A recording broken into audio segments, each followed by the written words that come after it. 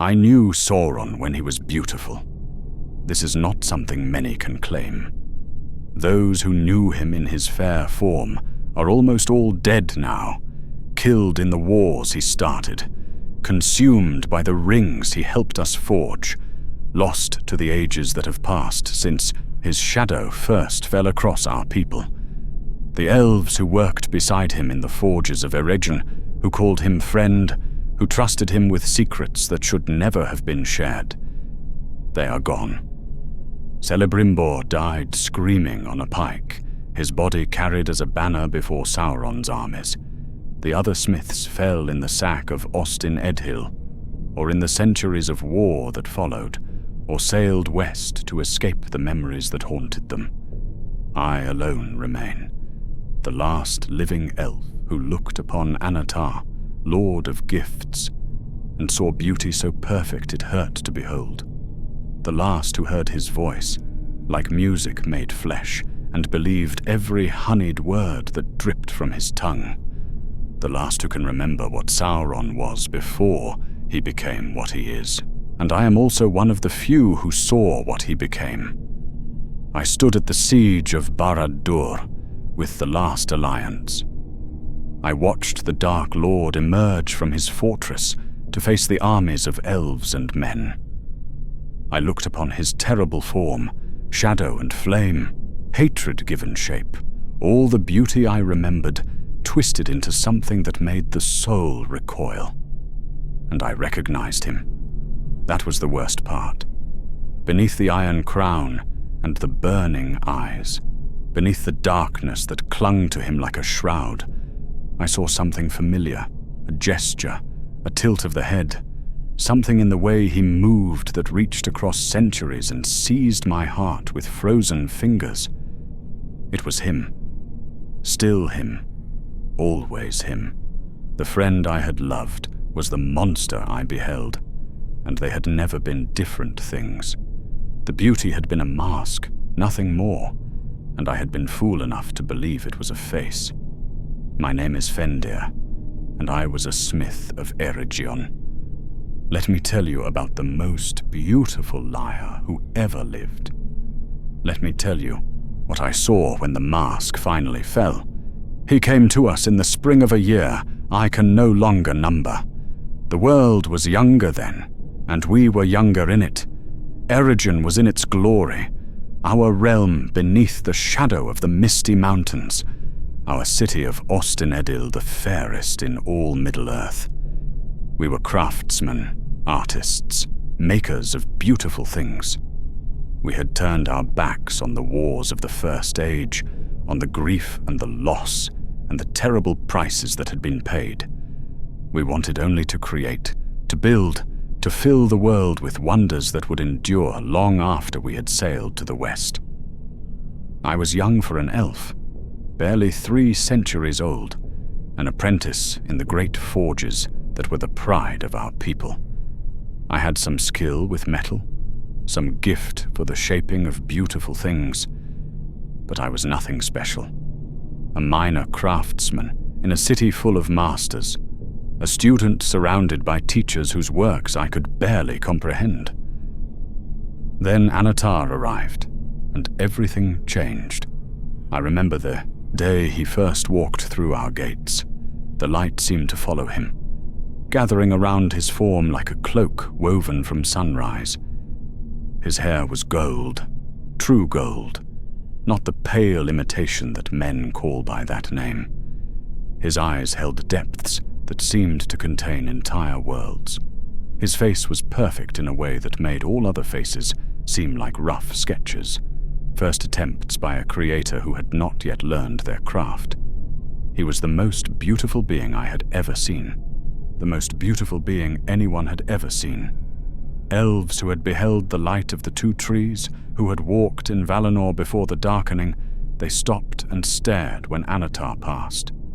Even they had never seen anything to match him.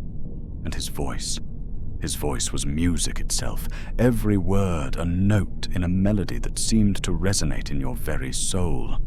When he spoke, you wanted to believe him. You needed to believe him.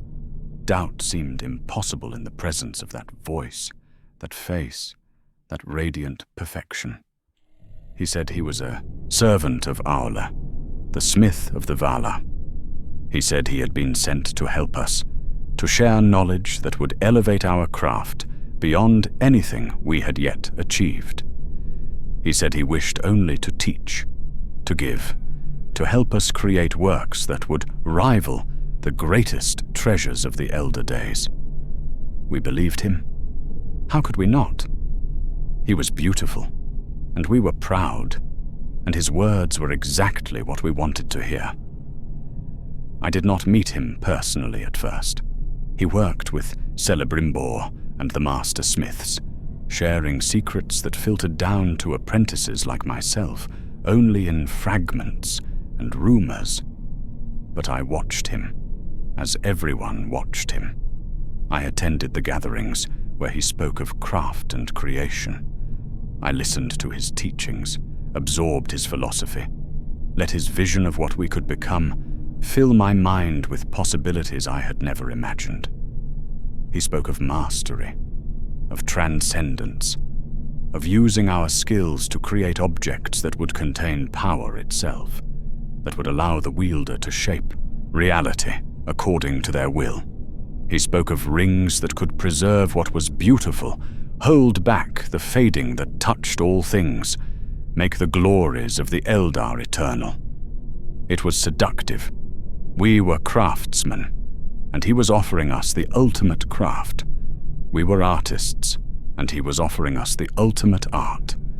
We were elves, immortal, but watching our works crumble around us, and he was offering us a way to make our creations as eternal as ourselves. I wanted to believe so badly that I never questioned why a servant of the Vala would come to us rather than the Elves of Lindon. Why Celeborn and Galadriel mistrusted him. Why they warned Celebrimbor against accepting his gifts. Why there was something in his eyes, in his smile, in the music of his voice that felt not quite right in ways I could not articulate. I dismissed my doubts. I buried my unease. I let the beauty blind me, as it blinded us all. My first personal encounter with Annatar came in my 4th century. I was working late in the lesser forges, struggling with a piece that would not take the shape I envisioned. The metal resisted me, refused to bend to my will, and I was on the verge of abandoning the attempt in frustration when I heard his voice behind me. "You are fighting the silver," he said. "You must learn to listen to it instead." I turned, and there he was, Annatar, Lord of Gifts, standing in my small workshop as if it were the most natural thing in the world. His presence filled the space, made the room seem smaller and larger at the same time, made every tool and half-finished work suddenly appear crude and unworthy. "My lord," I stammered, "I did not expect. You expected me to spend all my time with Celebrimbor and his inner circle." His smile was warm, genuine, utterly disarming. But I find the most interesting work often happens in places like this, where young smiths are still learning, still questioning, still discovering what is possible. He crossed to my workbench and examined the piece I had been struggling with. A simple thing, or what should have been simple. A silver brooch in the shape of a leaf. I had been trying to capture the way sunlight filtered through autumn foliage, the subtle gradations of gold and red within the silver. "You have the vision," Annatar said, "but you are imposing it on the metal rather than coaxing it forth. Silver remembers what it once was, deep in the earth, surrounded by stone. You must remind it what it could become." He placed his hands over mine, guided them back to the piece. His touch was warm, surprisingly so, and there was something electric in the contact that made my breath catch. "Feel the metal," he said, his voice soft, intimate. "Find the shape it wants to take. Your vision and its nature must become one. I do not know how to describe what happened next. Under his guidance, the silver seemed to come alive in my hands. The recalcitrant metal that had fought me for hours suddenly flowed like water, taking the shape I had imagined with an ease that felt like magic. When it was done, I held in my hands the most beautiful thing I had ever created. A leaf of silver that seemed to glow with captured autumn light, so delicate it looked as if it might blow away on the wind, yet strong enough to last for ages. Annatar smiled at me, and I felt as if the sun had risen just for my benefit. "You have great potential," he said. "I would like to work with you more if you are willing." I was willing. Of course I was willing. How could I be anything else? The years that followed were the happiest of my long life. I will not pretend otherwise, even knowing what I know now. Annatar became my teacher, my mentor, my friend. He raised me from an anonymous apprentice to a smith of some renown, coaxed abilities from me that I had not known I possessed, showed me possibilities that had never occurred to me. We worked together often, side by side in the forges, discussing craft and philosophy and the nature of creation. He had opinions on everything, insights that seemed to come from depths of knowledge I could barely fathom. He made me feel special, chosen, worthy of attention that he could have lavished on far more accomplished smiths. And he seemed to genuinely enjoy my company, not just as a student, but as a person. He asked about my life, my hopes, my fears. He shared stories of his own, tales of the West and the Valar, and the great works that had been wrought in ages past. He laughed at my jokes, terrible as they often were. He remembered details I had mentioned in passing, brought them up months later, as if they had been precious gifts. Was any of it real? I have asked myself this question for 3,000 years, and I still do not know the answer. There were moments that felt genuine. A sunset we watched together from the high towers, when he spoke of beauty with something that sounded like true longing. An afternoon when a piece we were working on failed, catastrophically, and he laughed with what seemed like honest delight at our shared mistake. Small kindnesses, gentle words, the ordinary currency of friendship exchanged so naturally that I cannot believe it was all performance. But I remember other moments too. Flickers of something cold behind his eyes when he thought no one was watching. A sharpness in his voice when questioned, quickly smoothed away but unmistakably present.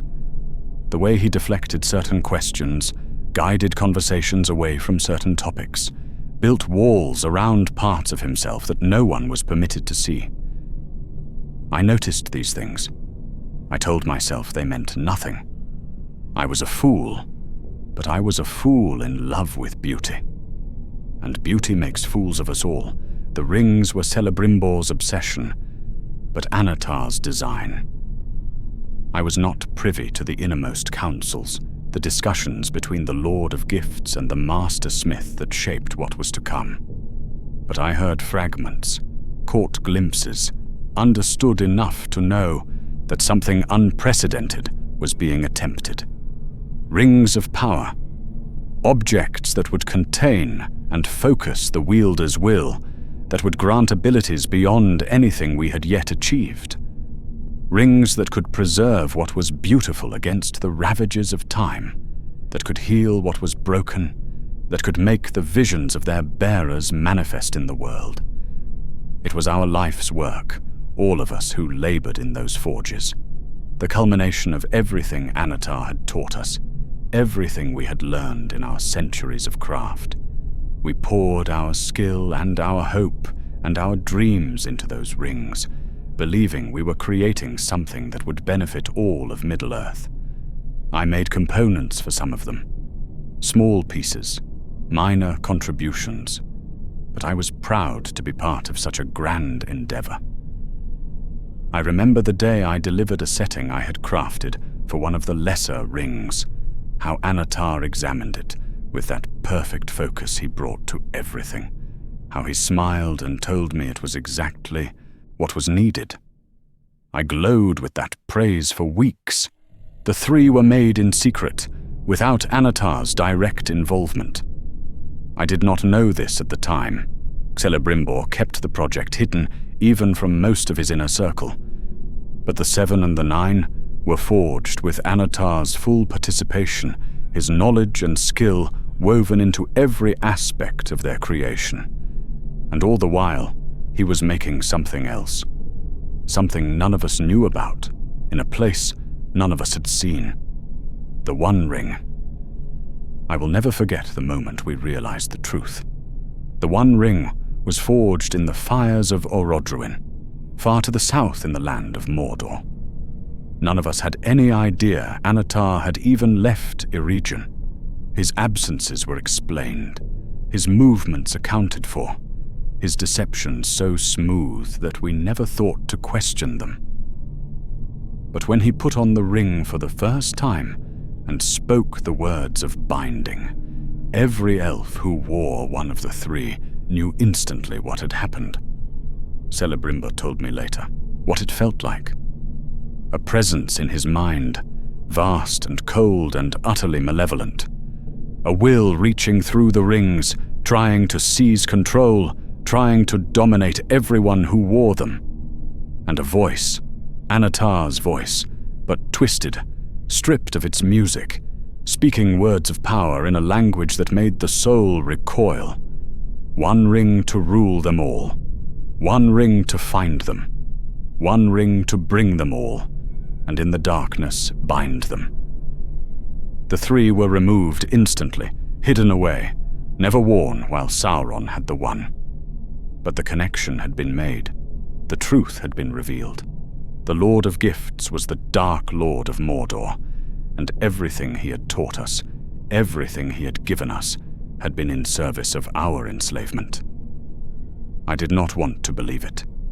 Even when Celebrimbor announced the truth, even when the evidence was laid before us, some part of me refused to accept that the friend I had known could be the enemy we now faced. Then the armies came, and belief became irrelevant. The War for Eregion lasted 2 years. 2 years of siege and battle, of desperate defense and slow retreat, of watching everything we had built burn around us. Sauron came at the head of a host vast beyond counting, orcs and trolls and men who had fallen to his shadow, all of them bent on the destruction of our realm and the recovery of the rings we had made. I fought, though I was no warrior. Every elf who could hold a blade took up arms in those final days. We defended walls until they crumbled, then defended the rubble. We retreated through streets we had walked in peace, watching flames consume buildings where we had lived and worked and loved. And I saw Annatar, Sauron, for the first time since the revelation. He did not lead from behind. That was not his way. Not then. He strode at the head of his forces, still wearing his beautiful form, still radiant, still so perfect it hurt to look upon him. But there was no warmth in that beauty now. No kindness, no music, no gentle humor. Only cold, fury, and the promise of suffering. He saw me too, across the chaos of battle. Our eyes met, and for a moment, just a moment, something flickered in his gaze. Recognition, amusement, contempt for the fool who had loved him. I could not tell. Then the fighting swept us apart, and I ran, and I survived, and I never saw that beautiful face again. Celebrimbor was not so fortunate. Sauron captured him, tortured him for the locations of the rings, broke him in ways I cannot bear to describe. When my friend finally died, his body was mounted on a pole and carried as a standard before the Dark Lord's armies. That was what Annatar did to those who trusted him. That was what beauty had hidden all along. I fled west with the survivors, to Lindon, to the protection of Gil-galad and the forces that finally drove Sauron back. The war continued for years, decades, but eventually a stalemate was reached. Sauron retreated to Mordor, began building his tower of Barad-dûr, and settled in for a longer game. I tried to rebuild my life, tried to find purpose in craft again, in the making of beautiful things. But everything I created reminded me of him. Every technique I used, he had taught me. Every principle I followed, he had instilled. My art was poisoned at its roots, and I could not separate what was mine from what was his. The centuries passed. I heard of Sauron's growing power, his conquest of men, his ceaseless expansion. I heard of the rings he had distributed, the kings he had corrupted, the Nazgûl, who had once been mortal lords and were now his slaves in shadow. And I heard of Númenor, the great island kingdom of men, the mightiest civilization of the Second Age, brought low by pride and Sauron's whispered lies. He had allowed himself to be captured, had been brought to Númenor as a prisoner, had used his beauty and his voice to corrupt them from within. He convinced them to worship Morgoth, convinced them to make war on the Valar themselves. And when the Valar responded, when they called upon Ilúvatar and the world was broken, when Númenor sank beneath the waves, Sauron was there. His body was destroyed in the downfall, the beautiful form that had deceived so many, that I had loved and trusted, was drowned along with the island. But Sauron was a Maya, a spirit of the ancient world, and spirits do not die so easily. He returned to Middle-earth, but he could never again wear the fair form he had lost. The body he had used to deceive us was gone forever, and he was forced to appear as what he truly was. I heard rumors of what he had become. Shadow and flame, they said. Darkness given shape. All the evil that had hidden behind beauty now displayed for all to see. I did not believe the rumors. I could not reconcile them with the memory I carried, the face that still haunted my dreams, the voice that still echoed in my mind when I worked the forge. Then the last alliance marched, and I saw for myself. I was not a soldier. 3,000 years of life had not made me a warrior, and I had no desire to die on a battlefield far from home. But I had skills the Alliance needed. I could repair armor, forge weapons, maintain the tools of war that an army requires. So I went with the host that marched to Mordor, a craftsman among warriors, a maker among destroyers. The siege of Barad-dûr lasted 7 years. 7 years of grinding attrition, of assaults repelled and sorties endured, of watching the Dark Tower resist everything we threw against it. 7 years of hoping and despairing, of victories that proved hollow and defeats that nearly broke us, of slowly tightening the noose around Sauron's throat. And then he came forth. I was in the camps behind the lines when word came that the Dark Lord himself had emerged to face the Alliance. I should have stayed where I was, should have continued my work and let the warriors handle what warriors handle. But I could not. I had to see, had to know what he had become, what had replaced the beauty I remembered. I pushed through the press of bodies, found a vantage point on a slight rise, and looked upon Sauron for the first time in 2,000 years. He was everything the rumors had said, and more, and less. The beauty was gone. That was the first thing I noticed, the absence that struck me like a physical blow. The golden hair, the perfect features, the radiance that had seemed to make the air itself glow. All of it was gone, replaced by something that hurt to look upon in an entirely different way. He was vast, twice the height of a tall man, perhaps more, wrapped in darkness that seemed to flow and shift like living shadow. Flame licked across his form, not the warm fire of a hearth, but something colder, something that burned without light, that consumed without giving warmth. His armor was black iron, etched with runes that writhed and twisted, that seemed to move when you looked at them directly. His helm was crowned with iron spikes, and from beneath its rim, his eyes blazed like windows into a furnace, and on his finger, visible even at this distance, the one ring burned with a malevolent light. This was Sauron. This was what he truly was, what he had always been, beneath the mask of beauty. This was the enemy who had destroyed my home, killed my friends, shattered everything I had believed about my own judgment and worth. I should have felt only hatred, only vindication, perhaps, that the monster was finally revealed for all to see. Instead, I felt something else. Something that made my blood run cold and my heart nearly stop in my chest. I recognized him. Not the form. The form was nothing like what I remembered. But something else. Something beneath the surface. Something that reached across the gulf of years and seized me by the throat. The way he moved, there was a grace to it, even in that terrible body. A fluidity that spoke of absolute control, of power wielded with precision. I had seen that grace before, in a forge in Eregion, in hands that guided mine as I shaped silver into leaves. The way he held himself, the arrogance, the certainty, the absolute conviction in his own supremacy. Annatar had been humble in his words, but never in his bearing.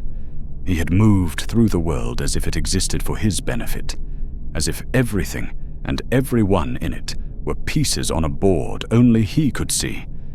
And when he turned, when his burning gaze swept across the battlefield, I saw something in those eyes that I knew. Intelligence, vast and cold, calculation, endless and patient, a mind that saw every possibility, weighed every option, played games within games within games. Annatar had looked at me that way, sometimes, in moments when he thought I wasn't watching. A flicker of something behind the warmth, quickly hidden, but unmistakably present. I had told myself it meant nothing. I had been wrong. He killed Gil-galad. He killed Elendil. The two greatest warriors of the age fell before him, their power nothing against his might. I watched from my vantage point as the Dark Lord struck them down, as the kings of elves and men crumpled before the enemy they had come so far to face. And then Isildur, mad with grief, took up his father's broken sword and cut the ring from Sauron's hand. I saw it happen, saw the blade sweep down, saw the fingers part from the hand, saw the one ring tumble free. And I saw what happened to Sauron when the ring was severed from him. He screamed. Not a sound of physical pain, though there must have been that too. A scream of something deeper, something that resonated on levels beyond hearing. His form began to crack, to splinter, darkness pouring from the fissures like blood from a wound. And for just a moment, as his physical shape collapsed, I saw something else. A flicker of what lay beneath the shadow and the flame. A face, or the memory of a face. Golden hair, perfect features, beauty that hurt to behold. Annatar. Just for an instant, in the moment of his destruction, I saw Annatar looking out from the ruin of Sauron's form. Then he was gone. The darkness exploded outward, the form collapsed, and nothing remained but ash and armor, and the ring that had been his doom. They said he was destroyed. They said his power was broken, his spirit scattered, his threat ended forever. I knew better. I had seen that flicker of the old face in the moment of his fall. I had seen Annatar looking out from behind the darkness, still present, still aware, still calculating. Sauron was a Maya, an immortal spirit, and spirits do not die simply because their bodies are destroyed. He would return. It might take centuries, might take ages, but he would return. The beauty would never come back. He had lost that forever in the drowning of Numenor. But the mind behind the beauty was eternal. Patient, enduring, waiting. I told no one what I had seen. What would have been the point? The war was over, the enemy defeated, and everyone wanted to believe that. The shadow had finally passed. They did not want to hear that the Dark Lord still existed somewhere, formless but aware, nursing his hatred and his schemes. And perhaps I was wrong. Perhaps what I saw was just a trick of the light, a projection of my own tortured memories onto the chaos of Sauron's fall. Perhaps the friend I remembered had died long before, and only the monster remained. I have had 3,000 years to wonder. I still do not know the answer. But I know what I felt in that moment when our eyes met across the battlefield. Before the fight with Gil-galad and Elendil, before the chaos and the killing and the fall, there was an instant when Sauron turned toward where I stood, when his burning gaze fixed on me among the thousands of others watching. He saw me, I am certain of it, recognized me as I had recognized him. And something passed across that terrible face, a flicker of, what? I have spent 3,000 years trying to name it. Amusement, perhaps. The Dark Lord recognizing one of his old toys, remembering how easily I had been deceived. Contempt, possibly.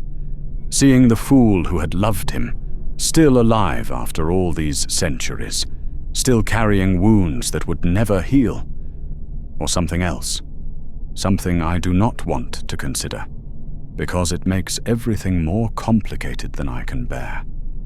Recognition, not just of my face, but of what we had been to each other. The years of work and conversation, and something that had felt like friendship. Maybe some part of him remembered too. Maybe, beneath the shadow and the flame and the endless malice, there was still a fragment of Annatar who recalled the young smith he had mentored. It changes nothing, of course. Whatever he felt in that moment, whatever flicker of the past crossed his mind, it did not stop him from trying to enslave the world. It did not redeem the lies, the betrayals, the countless deaths he had caused. But it haunts me, the possibility that it was real, some of it. That amid all the manipulation and deception, there were moments of genuine connection.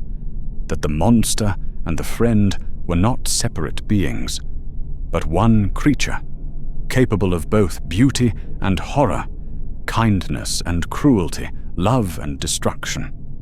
I do not know which possibility is worse. Sauron returned, of course. 1,000 years after his fall, he began to stir again. A shadow in the east, a whisper in the darkness, a growing dread that the enemy was not defeated, only diminished. The necromancer of Dol Guldur, they called him. The nameless threat that lurked in southern Mirkwood. I knew who he was. I knew it the moment the rumors reached me, recognized the pattern of his work, the patience, and the cunning, and the slow building of power.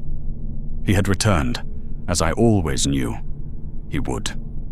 And someday, he would return in full, and the world would face his shadow once again. It happened in my lifetime, the War of the Ring, they call it now. Sauron risen again in Mordor, his tower rebuilt, his armies gathered, his eye searching for the ring that had been lost so long ago. I was old by then, even for an elf. Old and tired and ready for the West. But I stayed to see the ending, to know whether the shadow that had defined my life would finally be lifted. The ring was destroyed, cast into the fire where it had been forged, unmade at last by a small creature from a small country, far from the lands where Sauron had wrought his evil. The Dark Lord fell for the final time, his power broken, his spirit scattered beyond any hope of return. They tell me he is gone forever now, that without the ring to anchor him, he has faded into nothing, a shadow of a shadow, unable to ever take form again. I want to believe it. I want to believe that Annatar, Sauron, the Lord of Gifts who became the Lord of the Rings, is finally at an end. But I remember his patience, his cunning, the way he played games that spanned centuries, plans within plans within plans. I remember how certain we were, after the last alliance, that he was destroyed, and I remember that flicker of the old face in the moment of his fall, still present, still aware, still calculating. I am sailing west now, the last ship from the Grey Havens, or nearly the last. The time of the elves is ending, and those of us who remain are leaving Middle-earth to the ages of men. I will go to Valinor, to the Blessed Realm, to a peace I haven't known since the days before Annatar came to Eregion. But I will carry him with me, his memory, his face, both faces, the beautiful Lord who taught me to make silver sing, and the Dark Lord who burned in shadow and flame. They are part of me now, woven into the fabric of my existence, impossible to separate from who I am. I loved him. I know how that sounds, after everything. But the heart does not choose wisely, and the young smith who worked beside Annatar in the forges of Ost-in-Edhil did not know he was loving a monster. He knew only beauty and wisdom, kindness and inspiration. He knew only a friend who made him feel special, who saw potential in him that others had missed. That love was real, even if its object was an illusion. The feelings were genuine, even if the one who inspired them was not. And I have never been able to fully let go of them, even knowing what I know, even having seen what I have seen. Is that weakness? Foolishness? A flaw in my spirit that I should have overcome long ago? Perhaps, but I think it is something else. I think it is proof that Sauron's greatest evil was not the ring, or the wars, or the countless deaths he caused.